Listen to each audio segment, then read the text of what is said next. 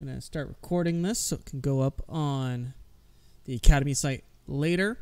Welcome to another session of Office Hours. It's 3 p.m. on a Tuesday, and it is dreary outside in Toronto, Canada right now. It's coming down real bad with rain. At least it's not snow, so it could be worse. And today we're going to be talking about the really simple payments plugin, how to effectively implement it. We're going to be taking a look inside and show you some use cases in which case it may or may not make sense for your business. So if you are looking for a way to start collecting payments and you're not sure if you should go with WooCommerce or Easy Digital Downloads or something else, our really simple payments extension may fit the bill for you. So we're going to talk about that a little bit more. If at any point during office hours you have a question, this is a session designated in order to helping you overcome roadblocks in your business. Feel free to post those questions in the comments section below this video. I have it right here in front of me, and hopefully I'll be able to answer any questions that you throw at me live right here on the call. So yeah, so ask your questions in the comments, and if you're joining me, you might as well just say hello. And I'd love to see who's here. I see Nick is with me. Welcome, Nick. And I see Josh is here as well. So welcome, Josh. So office hours. This is something new that we've started to do, and you should know this by now. But if you have been living under a rock, then we are posting all of these office hours now and posting the replays on the Academy site. That's academy.groundhogg.io. Office hours is clearly linked in the menu. Just go ahead and click on that. And I believe the last 3 or so office hours are there to consume, and this one will also be posted there as well. I see some questions coming in from Josh. Thanks, Josh. We're going to get to that in a moment, but first we're just going to finish off some announcements. And hi, I see WP Grow, the WP Grow agency people here with me. Welcome. And Steve is also here from Salt Lake City. Welcome, Steve. Thank you for joining us. New extension announcement. Backup and Restore is available for Groundhogg now. This is a great plugin that will allow you to export, restore, and backup Groundhogg separately from the rest of your site. So if you're doing Groundhogg migrations or you're doing pushes from staging to your live site, then the Backup and Restore plugin is a really great way to make that process significantly easier for you. And thank you. Yes, James. Welcome, James. And so the Backup and Restore plugin is available for you now on the store. If you have anything, I believe it's included in the basic license. So if you have anything above a basic license, it is available for you, and it's also available for purchase separately. Another really neat thing, we have this really simple utility that we developed for Valentine's Day. I don't think we did an announcement about it yet, but it's called Add to Calendar, and what it does is a very simple utility that will allow you to generate add to calendar links, so people can just click a link and then it'll show their Google Calendar and they can add events to their calendar. You may recognize this functionality from the emails that we send for reminders for office hours. The link that you click to the event, that's exactly what this, or that link is generated with this tool. So you can go ahead and get that from Groundhogg as well. This is absolutely free. It is a freebie. It is just a gift from us to you. So even if you're on the free plan, or rather if you're just using Groundhogg, the free core version, and you don't have any paid plan, then you will also be able to use this as well. So just a nice little freebie for you out there. So the things we're going to cover in this office hours are, we're going to be talking about really simple payments. We're going to be talking about Stripe and PayPal. We're going to be talking about payments, managing subscriptions, cool stuff like that. And we're going to be, of course, answering the questions that come in. So before we get into the really simple payment, I just have a question here that was just added right at the forefront. So why don't we just take care of that just so it's out of the way. Josh asks, I have a question about what setting to change to update the address an email is sent from in the email editor in the funnel. So that's a super easy one. I am going to open up my WordPress site here. Let's go to an email. Just add a new one.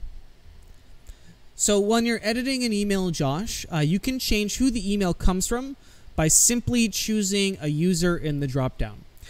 Now, email addresses in Groundhog are based on users that are available in the platform, so that way you can't just enter like any email address. It has to be registered and stuff. This is for various different security purposes, but you can select or you can add essentially any user to your users table. So if I wanted to add a different email address to use, I could add a new user, give it whatever name. I'm going to give it the email address that I want to send from, and then I have to give it a specific role. I can choose the marketer role, which is specific if you have, let's say, a digital marketer on your staff, or you are providing marketing access to an agency. You can use the marketer role, and this will limit access to certain areas of WordPress. You can also provide the sales manager role, which is kind of just like a salesperson that might be on your team. And of course, the typical administrator role will also apply, and you'll be able to you'll be able to send any emails from administrative accounts. So I'm just going to choose administrator for this purposes, and I'm going to add this new user. Oh, I have to choose a different one. Let's just go with that. So I'm going to add that new email address. And if I go back to my emails and I will select the from email, I can now select that email address to send from. And now any emails sent from this person will show as from Adrian Toby, info@groundhog.io. So hopefully, Josh, that answers your question. Super simple. There's also a doc on this, which I will paste in the chat area. It should be under getting started, email, and then how to change the from email address. Boom. No, editor roles will not show as people who can send emails. For the record, they have to be either a marketer, a sales manager, or something else. As a note, a marketer is basically the same as an editor, only with Groundhog access. So they'll be able to access various different parts of Groundhog, but only basically be restricted to the regular editor access for the rest of WordPress. So hopefully that makes sense. Another couple questions. Samantha asks, I would like to know how to change the SMS. It puts the whole website 9 at the beginning of each message. I would like to take that off. I think this is a correct me if I'm wrong, but I believe you're using Twilio. So I think there is a filter for that. What I would do is, Samantha, if you have one of the actual access plans, then I would submit a support ticket, and what they'll be able to do is they'll be able to provide you with a way to do that. I don't remember how to do it off the top of my head. I didn't put the SMS stuff together. But if you open a support ticket, then that will give you a way to do that. It can be done. So hopefully that answers your question, Samantha, for now. And then Josh just says, thanks. Okay, great. So that answers Josh's question. Okay, so those are some initial questions to deal with. If at any point you have questions and you just want to pop those in the comments, this with the purpose of office hours, we're always happy to help in that regard. But the specific theme for this particular office hours is really simple payments. Oh, and more questions are coming in actually before we get into this. Nobody wants to talk about really simple payments. We'll get to it eventually. James asks, Groundhog has both webhooks and a Zapier add-on. Does it only support outgoing data, or are embeddable forms the only way to communicate remotely? So the Zapier add-on was added, was one of the first extensions that we actually made for Groundhog because, you know, Zapier is kind of important. And we really took the Zapier functionality and kind of baked that into the advanced features. Zapier is currently being maintained and supported for backwards compatibility, but is not necessarily required anymore because of some of the new features in the advanced features plugin. So there are a few ways to communicate with software outside Groundhog. One of them is Zapier, and to communicate with Zapier, there are a couple things to do. There are a couple tools to use. Number one, you mentioned, James, is the forms. So let's go ahead and we'll just add a quick funnel here. So the first way is to obviously just use your typical web form, and you can use any of the embedding options to paste that on any site, or use the shortcode on this site or on the current WordPress website. That's option number one, probably the easiest option. Option number two is using the webhook and webhook listener. So using the webhook action, which is again available in the advanced features extension, you are able to send data out from Groundhogg. So you can send it to Zapier, you can send it to another platform, and you can also send it to another Groundhogg on another WordPress installation. So we actually use this tool to communicate with Groundhogg on our main site and Groundhogg on our Academy site. So super cool stuff. So you can use the webhook tool to do that. In addition, you can use the webhook listener, which is a benchmark, and you are able to listen for post requests from other tools. So if you have, for example, a Zapier tool, you can listen for an event, say a Facebook lead ad, and once that Facebook lead ad comes into Zapier, you can then send a post request from Zapier to this webhook endpoint and input all of the information. So those are two really easy ways that are available within the UI in order to have Groundhogg communicate with other tools outside of WordPress. Super cool stuff on that front.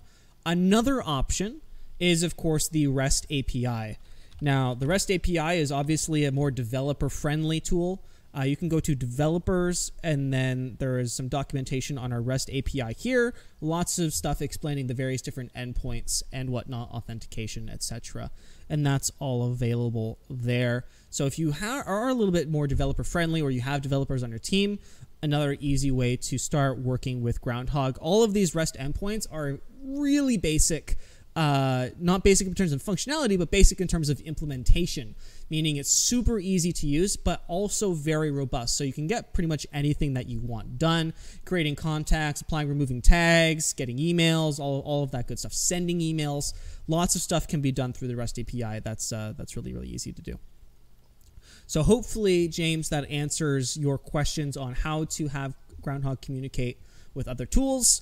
It's either the web form, which is probably the easiest, the webhook, and the webhook listener, one for receiving information, one for sending information, and the REST API are all the ways that you can use those tools. Nick asks, just learning about Groundhogg, how robust is the CRM within Groundhogg? I would like to know how much of the buyer journey can be tracked, tagged, etc. So the prospects are receiving different messages than customers in different channels. Nick, I mean, I may be biased, but I think that the Groundhogg CRM is fairly robust. It's certainly not as robust as maybe some more dedicated sales tools, maybe like Pipedrive or stuff. But we have extensions for that to add additional functionality into the customer journey. For example, like lead scoring, the sales pipeline extension, lots of stuff. Most of everything can be tracked as long as you have it set up in the funnel to track it. So pretty much you get to decide on what information is important to you, and then through building funnels, you'll be able to tag people based on certain events. So I'll show you a little bit about what I'm talking about. So if we go to the add-ons, here are some things that you can use in order to kind of beef up the CRM component of Groundhogg. We have the advanced features. You're going to need that. We have lead scoring, so you can define rules on which people interact with your site that may or may not decrease your lead score. Again, you get to define what those things are that make sense for your business. We also have the sales pipeline in here, which will allow you to track deals and create pipelines and stages. Sales pipeline here, allow you to do stuff and track sales through that. And there's reporting built into that stuff as well, so super cool. So Nick, you can basically track what you want. I don't think anybody has run into a situation where they're unable to get the information that they need. It would be helpful to know exactly what specific information that you want. And maybe what you can do is you can reach out to us on our live chat, and we can delve into that a little bit further with you, so you can make sure that you understand what you need to do in order to pull the information that you need. Samantha has a follow-up question for her question about SMS. Is it possible to click a link alone as a logged in user and apply a tag to that account? Yes. So if you want to click a link and then apply a tag, we have a very, very specific tool for that. It is available in the Advanced Features extension, which is available in all levels of our plans, as well as available for purchase separately. It's called, again, the Advanced Features extension. And let's go to our site. And one of these options in the Groundhog menu here, Samantha, is called super links. Super links are links that, when clicked, can redirect you to a specific place, what a link does, as well as apply a tag at the same time. So I'm going to create a new super link here. Let's call it, I'm just going to call it demo because I'm demoing it. And I am going to send it to sample page, which is a page on my site. And when they do that, I am going to add a tag clicked link. And then add new. And then when I go to this site, and what contact record am I? I think I'm one of these. I'm just going to do something quickly to make sure that everything's populated properly.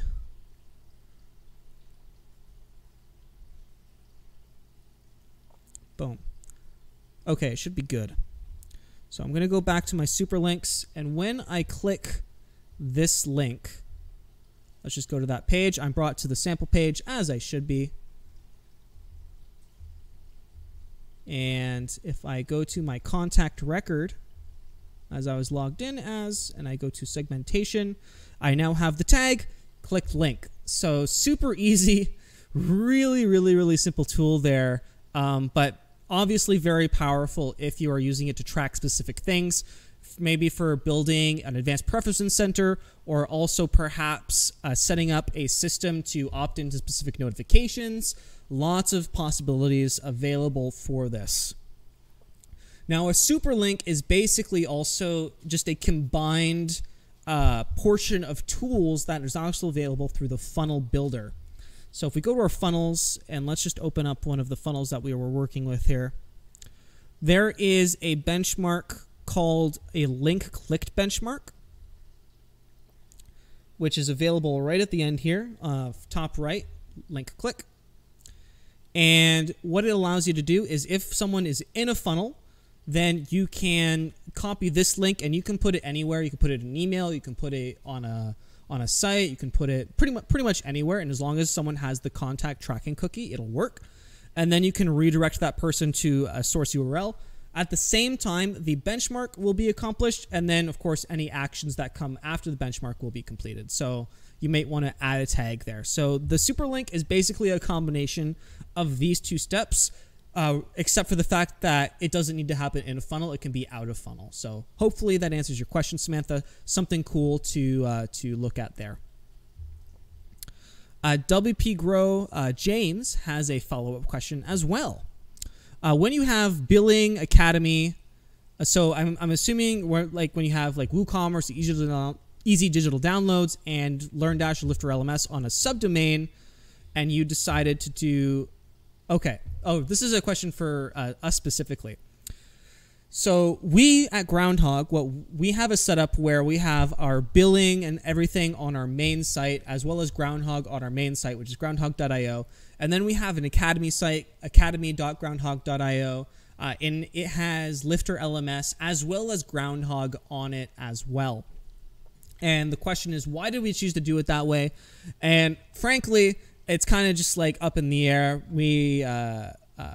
When we decided to do an academy, we had a lot of stuff going on our main site, and we also wanted some specific features that would cause breaking changes. So if we went with everything on the groundhog.io site, we wouldn't be able to get the styling and the look that we wanted. We wouldn't be able to get some of the functionality that we wanted, because there's just some legacy stuff on that site that would conflict with some of the new stuff that we want to try. So we had to spin up an Academy site, a separate subdomain, simply so that we could use some of the stuff. And that's what happens when you start adding things into legacy projects. You're kind of limited at the number of new things that you can add. If you plan it out all ahead of time and you're kind of building a whole thing, you can build that all in one platform. but we added Academy in basically a year after we had started. So there's just lots of stuff going on the old site that would be non-compatible. So the reason we went for an Academy site on a subdomain is simply because we couldn't add it to the main site because it's just got too much custom stuff going on there that it just wouldn't work out. The way that we kind of sync in between Academy and Groundhog is we use the webhook and the webhook listener. So when someone registers for a specific course, then notifications and transaction emails go out from the Academy site, and then their contact information gets added via the webhook to the main Groundhog site, so we can keep that information for a later date. And then unsubscribes are also managed that way as well. So that is the setup that we have going on, and is only really that way because of legacy compatibility. If you are building a new site, you do not necessarily need to do it the way we did it. Actually, I probably wouldn't recommend doing it the way that we did it. I'd try and keep as much of it on just the same site as humanly possible. That is probably going to be the easiest way to move forward, especially if you're not a developer. We're a team of developers, so anything that we need to do, we can do. But if you're not in that position, then keeping it as simple as possible would probably be recommended.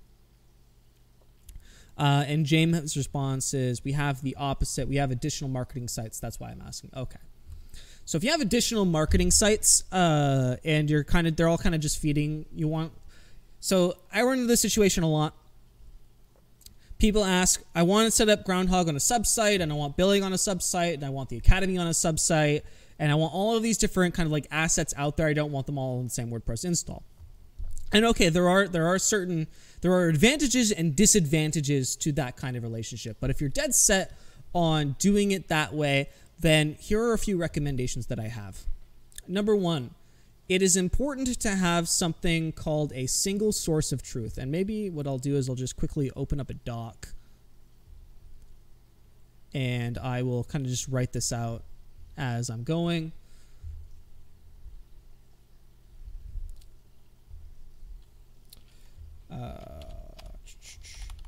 What's our date today? Office hours 2020-03-03.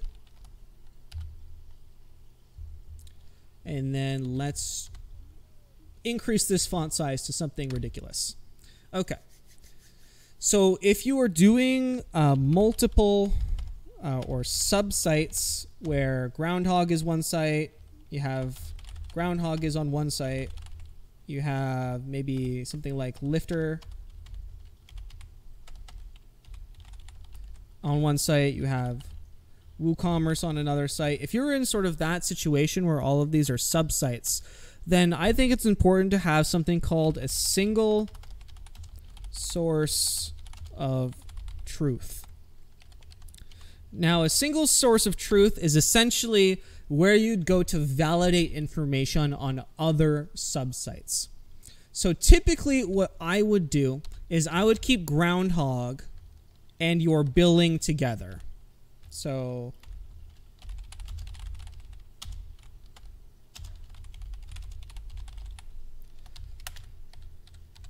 if you keep Groundhog and billing together, that was generally a good way to maintain a proper single source of truth. Now, if you're deciding to doing that, then what you should do is a great example of who does this is Astra. So if you go to WP Astra and I go to buy something, let's go to Pro and let's buy this. Buy, get started, proceed to checkout. Okay, this one. Proceed to checkout. You'll notice that the URL switched from WP Astra to store.brainstormforce. So they have an entirely separate site specifically for hosting products, billing, and etc. away from their marketing site. Now, I would also put Groundhog on this site and then use this site as your single source of truth away from the marketing site and away from the Academy site and away from the various other bits and bobs that you have of your site fleet, as it were. And then this provides the best method for keeping a single source of truth. Any other sites that you have and any other stuff can essentially then push data to this single source of truth or redirect people during a sign-up process to this single source of truth. In my experience, that's the best way to keep it, and keeps reporting simple. It keeps data collection simple, and it basically just simplifies a lot of your process. So that is what I would recommend in terms of using Groundhogg with subsites and other kind of WordPress installations. So hopefully that makes a little bit of sense and provides anybody in that situation a little bit of guidance. James has a follow-up. We have all of those on one subdomain, GH billing, LD, all on the one subdomain. So if you have it all on the one subdomain, then that's great. That's probably the ideal situation. Again, where just everything is kind of on that one subdomain. Again, providing the single source of truth, and then just pushing stuff from marketing sites to that single source of truth. That I find is the ultimate way to go about it, really. Nick has another follow-up question. Is Thrive Themes overkill in conjunction with Groundhogg? It seems like I can do just about everything in Groundhogg I can do in Thrive Themes.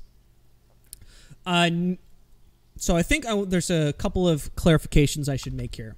So Thrive Themes is, they have a bunch of stuff. They have, well, Thrive Themes, they have Thrive Leads, they have Thrive pop-ups or whatever they have. They have a bunch of different tools, and they're kind of all under the Thrive Themes brand, or the Thrive brand, rather.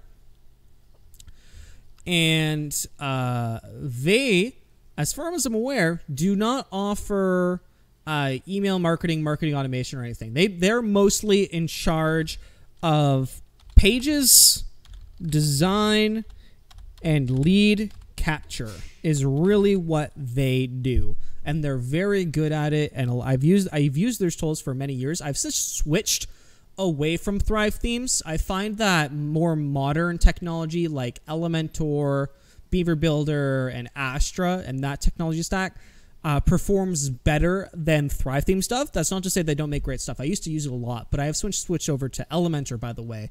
If you're looking for what most people are using these days, it's usually an Elementor Astra combination of some kind. Groundhogg does not do these two things. So Groundhogg does not do pages or design. Groundhogg does email, automation, CRM, and also lead capture to a degree. The lead capture in Thrive is probably more robust than in Groundhogg. In Groundhogg, lead capture is basically just a web form and the various other endpoints for ways to get into the CRM. So that is something to keep in mind. So I just want to make that distinction. Thrive is responsible for different aspects of your marketing on a website. It's pages, design, lead capture. Groundhogg is email, automation, CRM, and lead capture. There is a little bit of overlap, but there are a few people on our list using both Thrive and Groundhogg. So, Nick, I just want to make sure that you're understanding that distinction. Christine asks, is billing equal to WooCommerce? Yes, billing is basically WooCommerce. Anything that accepts checking or payments or anything. Billing could also be Lift or LMS, just whatever your payment system is. Typically, I like to keep those and Groundhogg together. That way, it's easier to link payments to contact records and marketing and et cetera, et cetera. So, Christine, yes, billing is equal to WooCommerce. James says, everything is changing with Thrive soon. It's going to be a dedicated theme in the next release, so you have to use it exclusively. Well, it's good to hear that they're investing a lot of time and money in Thrive. Again, I used to use it. I think it's a great collection of products. In my personal experience and just personal preference is I prefer stuff like Elementor and Astra. I find that there's a lot more flexibility, because the one thing with Thrive is that if you want anything done, they have to do it. It is open source, quote unquote, but it's not in any way developer friendly. If you want anything done, you have to ask them to do it, versus in Elementor or in Groundhogg or in other WordPress design-focused tools and marketing-focused tools. Most of everything is extremely developer-friendly. So if you need to change anything or add something custom, you can, but you can't just do that the same way with Thrive, because it's such a closed ecosystem. and it's just not developer friendly. So that is the only thing I have to say about that. Doesn't mean it's not great products. It just means if that sort of control is important to you, the ability to customize and keep everything and make sure that stuff works, then I would highly recommend going down the Elementor and Astra route versus the Thrive route. It's kind of something to keep in mind. Kevin Rohn says, Buddy Boss theme and platform recently released for Lifter LMS. I was using Astra Elementor. Are there any known conflicts with GH that may happen when switching Astra Pro to Buddy Boss? I don't know. We haven't tested Buddy Boss. I know that you messaged us in live chat and you're experiencing a problem. We haven't heard from you, or at least I haven't seen the reply in our live chat yet from you, Kevin, yet. What I would recommend is, I know you're having some trouble logging in, but respond to the live chat and we're going to do our best to get you sorted out before the end of the day here. But I don't know of any known conflicts for Buddy Boss. There shouldn't be, but I haven't personally tested it. So we'll see if there's anything that we can do about that for you. If anybody else here is using Buddy Boss with Groundhogg, I'd be excited to know your experience. And you should reply to Kev in the comments to see if you might be able to offer any sort of suggestions. Whew, I need some water after all that. Oh my.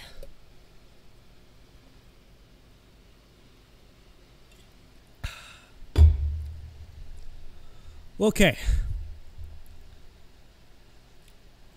James says he has them running together, no problem, Kevin. So maybe something else. We're going to continue communicating with you and trying to get you sorted out. So, wow, it's been half an hour based on just questions from the group, which is awesome. Usually we have to come on here with pre-planned topics in order to engage our community, but we have been just like swamped, which is awesome. Great. So I appreciate everybody coming with everything. So awesome. Let's move into the actual okay. No more questions. Christine asks, can I prevent Groundhogg contacts from deleting their data? If you have GDPR enabled, no, you can't. If you have the GDPR features enabled, right to erasure is a legality that you must provide, and there's not much we can do about that. So if you want to prevent contacts from deleting the data, disable GDPR features, but that will also possibly have legal implications for you where you're doing your marketing. So it's kind of just like the cost of doing business now. If someone wants to erase their data, they have that right legally. So hopefully, Christine, that answers your question, hopefully that answers your question. Yeah, it's just a GDPR thing. Okay. So what I'm going to do now is, if you have questions and you post them, I really want to get to the actual topic for today, which is about really simple payments. And anybody watching the replay is probably at this point, it's like, when did we start talking about the really simple payment stuff? So what Nancy's going to do is she's going to field questions and add them to a Google Doc so I don't miss any of them. And then when I finish talking about really simple payments, we're going to come back and we're going to answer all of the questions that came up during the really simple payment speech. All right, let's do that. So let's go back to our office hours pitch thing here. So we're going to talk about why you should use really simple payments and when you should use it.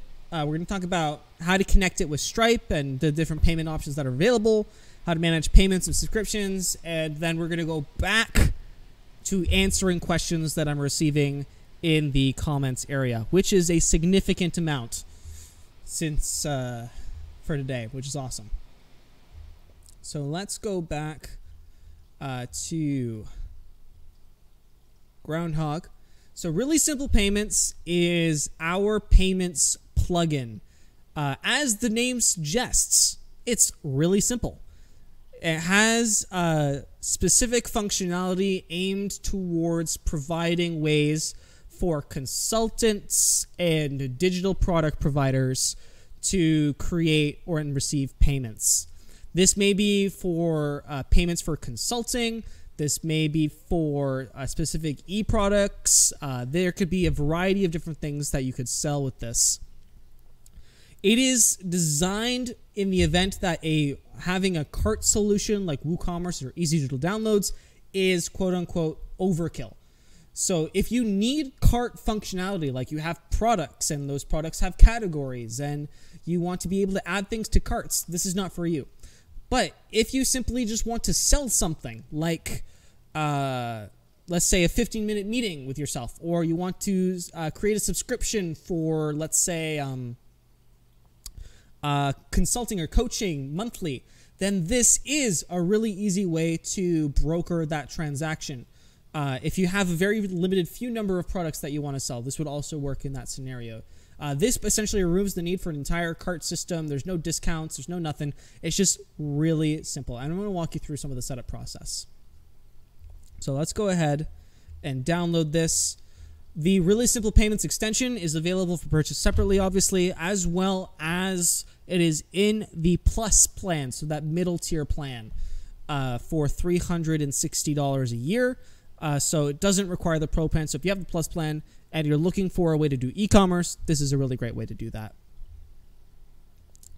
I'm going to go back to my demo site. Let's get this plugin in here.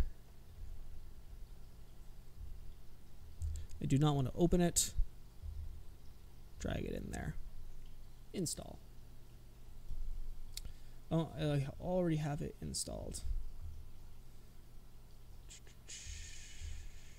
Go ahead and delete the old version.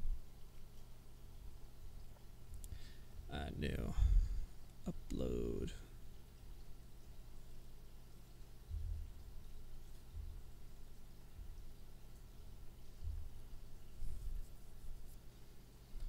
Alrighty. So let's get that done. So once you've installed Really Simple Payments, what you can do is you can go to the Really Simple Payments tab and you can start getting your stuff in there. So you can select your currency. Works in pretty much all currencies available where Stripe is available. I'm going to select USD. You can choose to use a comma instead of a period. So if you're in Europe and you have that reversed, you can choose where you want the currency position to be.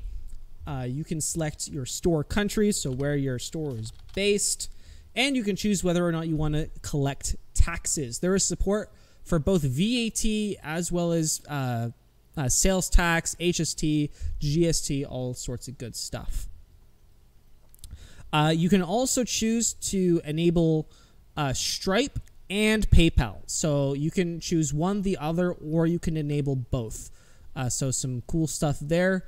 And we have all of the various different docs in order to set that information on the documentation site. So what I'm going to do is I am going to get some test information to put in here for us.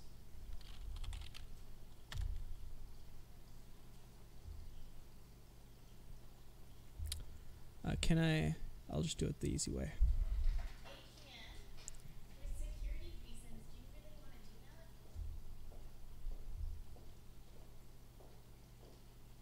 So through Stripe or through this add-on, you can use the connect button to sign into Stripe via OAuth, which is pretty cool. And I'm going to choose this account for now. For the ease of purposes, let's do that. There. And we have that set up. We have our information in there now. Awesome. We can then go to our funnels and add new. Start from scratch.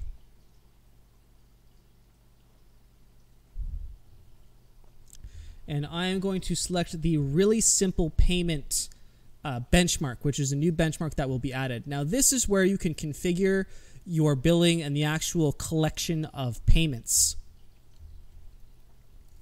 So I want to give it a product name for billing purposes. So let's call it coaching. And let's give it a price. Let's give it $99. We want it to be recurring. This plugin supports subscriptions by default. Recurring settings, I want to do once every month. I want to collect a billing address. That's important. I can set a thank you page, or I can opt to stay on the page and then provide a message. I'll do that. And I want to apply a tag called coaching client if they purchase this. Go ahead and save. I can then copy this form or this shortcode, and let's go to a page. Jonathan asks, would you say that this can replace WP Simple Pay Pro? And the answer to that is yes. It can replace pretty much entirely WP Simple Pay Pro. And I'd even opt to say that Really Simple Payments goes a step beyond WP Simple Pay Pro because we actually have all of the billing and subscription management inside WordPress, and you can do PayPal as well, but it basically has the same kind of functionality. So where was I? I was adding this to a page. Let's go to a page. We'll go to our sample page here. And I am going to add a shortcode. Paste my shortcode there. Update. Preview that. And now I have this form here. So I can select my first name. I can enter my billing information. I can select the payment method that I want to use. If you had PayPal, it would show PayPal as an option here as well. I can set my name on card, and then I'll enter the Stripe test card information. Pay now.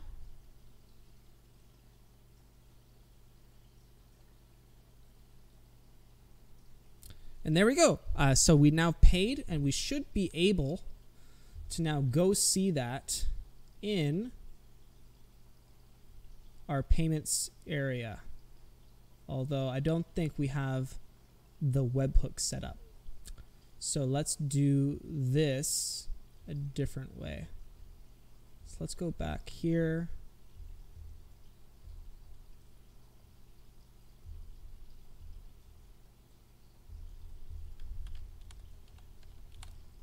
Let's try that again.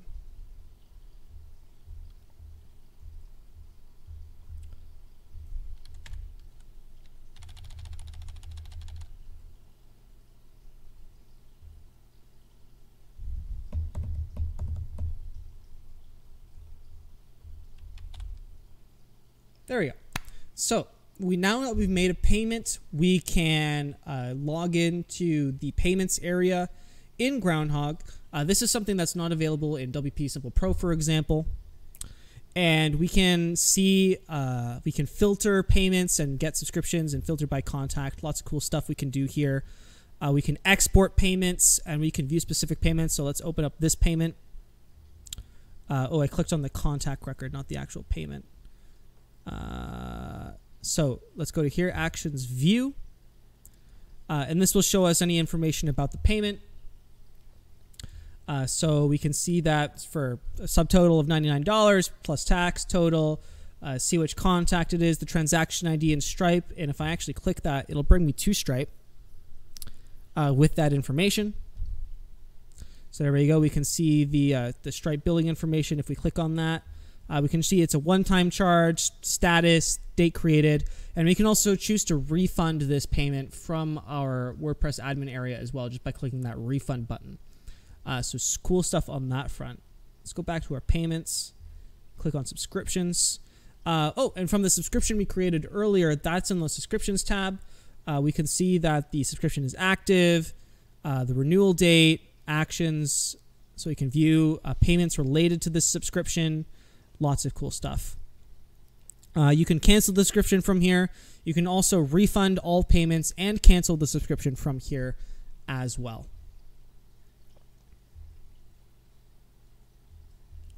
So that's essentially Really Simple Payments in a nutshell. It is an easy and intuitive way for you to start collecting payments and managing subscriptions from your WordPress admin area.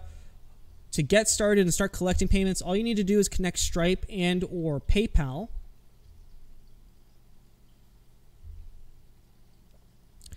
And add the shortcode to any page to start kicking off the funnel. And it's as easy as that. Again, really easy and simple to use if you are in a situation where you want to charge maybe coaching fees or meeting fees, consultation fees, or you are delivering digital products, maybe an ebook, a PDF, something that you can deliver in an email via the funnel. Lots of stuff that you can do and lots of use cases for this Really Simple Payments plugin. So if you are in need of something like this, this is definitely something you should look into. We have a question from Nick. Nick asks, can the user stay on the root domain? Any situations where they need to switch to Stripe order form page? Curious to see if we need to set up cross-domain tracking. Can't do one-click upsells. So currently this plugin does not support one-click upsells, but the user never has to leave the domain. So the user can go through the entire transaction process on your website. There's no need to go to Stripe. There's no Stripe checkout pages. There's no Stripe modal. None of that happens. All of the checkout processing is done through the Stripe iframe on site. So no one for any reason should have to ever leave your site, Nick. One-click upsells is a pending feature request for this extension. Yeah, so you shouldn't have to go through any other checkout processes. Hopefully that makes sense. One-click upsell should maybe coming in the future. It is a pending feature request. James asks, payments on LearnDash or Lifter course. So if you're using Lifter LMS or LearnDash, I'd recommend probably going through their payment process. Their payment processes are meant to work with their tools, and they're extremely robust. So if you're collecting payments for courses, I'd probably recommend sticking with those payment solutions. Again, this is really for in a situation where you might be offering coaching or maybe just simple products that you want to deliver via email, like PDFs and lead magnets, maybe tripwire products, simple subscriptions, maybe to provide access to a membership site, like a really simple membership site using maybe our content restriction extension, stuff like that. If you're doing courses with specific functionality like LearnDash and Lifter LMS, use their payment processing. I promise you will have a better experience in those situations. So hopefully that answers your question, James. Speaking of membership sites, a really great use case I mentioned is if you're doing a simple membership site and you only have like a couple billing options, or maybe you just have the one billing option, then what you can do is you can set up a funnel with the Really Simple Payment. And what it does is it acts as you add a tag, maybe membership access, for example. Let's go ahead and add that tag, membership access. Go ahead and save that. So when someone buys this product, they get membership access. And we can use the restricted content restriction add-on, which is available as part of the basic plan, I think. Let's go ahead and download that. Go back to our site. Let's go install this quickly. Add new.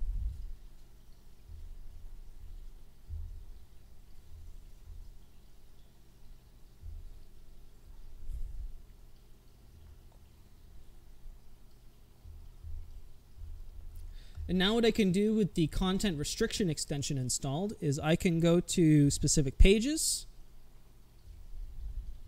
And there is a new box here called content restriction. I can enable it. I can require that people be, I can require that people be logged in, and I can select which tags are required that people have. And I will select, did I say membership? Yeah, membership access, update. And now only people who have the tag, who are logged in with the tag membership access, will be able to see this page. So that is a really simple stack to do membership site access. You require the tag, and you give the tag by going through the Really Simple Payments form, and you can manage all of the billing through WordPress. Really, really easy stuff there.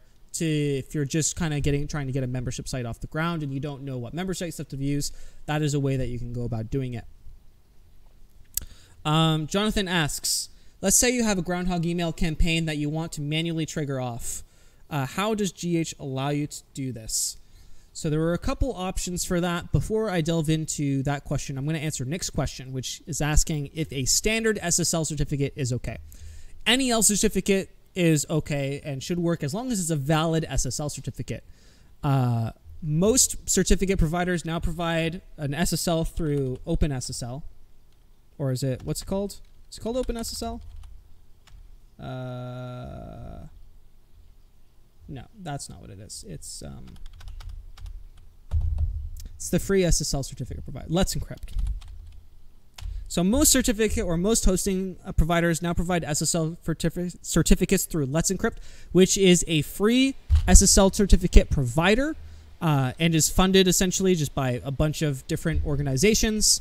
And this is an extremely secure SSL certificate, and this will more than likely be provided by your hosting provider, so you can use that in order to add a layer of protection to your site. So hopefully that answers your question, Nick. Going back to Jonathan's question was, how do you manually turn off a campaign for a contact or a funnel in general? So there were a couple things that you can do. Number one is funnels have statuses. So a funnel can be one of two statuses. It can be inactive or active. So while a funnel is active, people will be able to move through the steps of a funnel and enter the funnel. Not active, no one will be able to enter the funnel and no one will be able to move through the funnel. So if you just want to stop a funnel from working, just turn it off. If you want to disable a funnel for a specific contact, let's say someone's in a funnel and I don't want them to receive any more of the emails, maybe they're complaining to me or something, then what you can do is you can actually go to the contact's activity tab and cancel the event. So I am going to send this contact an email that doesn't exist. Let's just add a new one for the sake of example.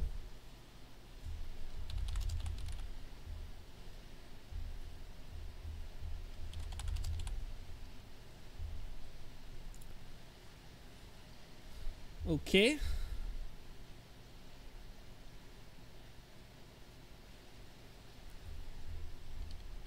Let's send that email. So let's say I don't want this contact to receive this email, and this will show exactly the same if they're in a funnel or maybe they have a broadcast email. It's all the same. Then what you can do is you can just hover over that event and just cancel it. And now they will not receive any further emails from the funnel that they were in. They won't receive the broadcast email. They won't receive that email. You can cancel events on a per contact basis, and that's an easy way to manage that transaction as well. For broadcast emails, let's send one out here.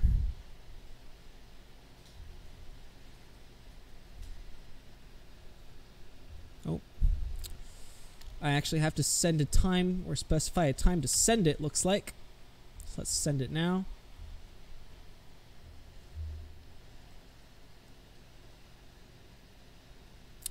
Okay. So if I don't want this broadcast to go out, again, just cancel it. And that will cancel the whole freaking thing, and you don't have to worry about it. So those are the various different ways that you can prevent emails and funnels from happening. You can turn the funnel off, you can cancel the contact event, and you can cancel broadcast events specifically as well. All of that can also be accomplished from the Events tab, and this is the overarching area where events are managed from the from Groundhogg, the event queue. You can see which are completed, which are skipped, which are waiting, and cancel those as you see fit. So, Jonathan, hopefully that answers your question. Whew. Wow, we're right up to the hour here. It is 3:57. It has been a very productive and very interactive session of Office Hours. Thank you, everybody who took the time to spend this hour with me. I am super appreciative. Before I end it and we go on to next session next week, a couple things. So, go to academy.groundhogg.io. We have some courses there, as well as the replay of this office hours will be hosted there as well.